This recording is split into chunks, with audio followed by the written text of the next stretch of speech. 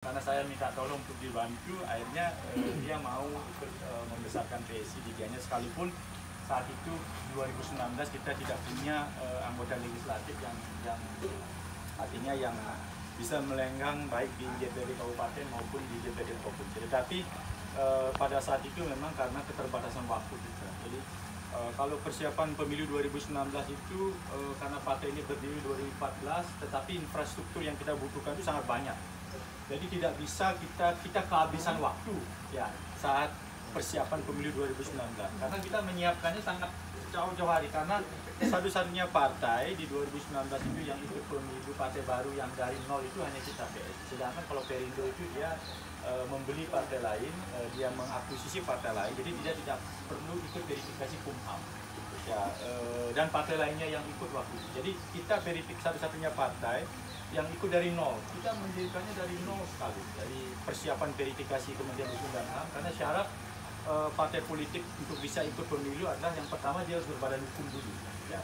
Berbadan hukum, setelah itu lolos verifikasi dari Kumham ini baru terbit badan hukum. Setelah itu dia harus lolos verifikasi KPU itu adalah verifikasi administratif dan verifikasi faktual. Dan Bali adalah provinsi ke-8 yang diverifikasi atau terakhir yang diverifikasi oleh Kementerian Hukum dan HAM. Jadi kita benar-benar mencetak sejarah waktu itu, kantor kita ada di Pekanbaru itu, dan kita adalah yang terakhir diverifikasi oleh Kementerian Hukum dan HAM. Dan Tungkara saat itu kita lolos sehingga PSI berbadan hukum, dan lanjut kita verifikasinya adalah verifikasi dari KPU. Nah saat ini kita mau menyiapkan pemilu di 2024. Jadi yang kita butuhkan adalah tidak perlu lagi syarat verifikasi Kementerian Hukum dan HAM. Yang kita butuhkan itu adalah syarat verifikasi KPU, yaitu syarat administratif dan syarat faktual KPU-nya. Apa yang harus kita siapkan untuk syarat verifikasi administratif daripada KPU? Ya, untuk kepengurusan.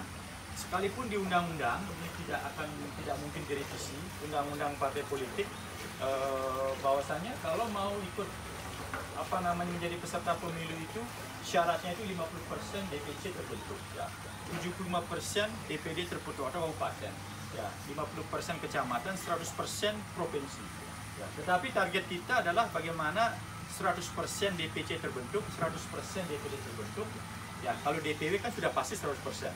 Jadi kita tidak mau syarat minimal ini kita penuhi, tetapi syarat maksimal yang kita penuhi yaitu 100% semuanya.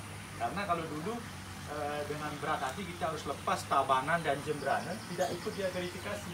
Karena kan syaratnya 75% sudah terpenuhi itu. Dari 9 kabupaten kota itu hanya 7 yang kita ikutkan. Karena kita kehabisan waktu saat itu. Tetapi saat ini tidak ada.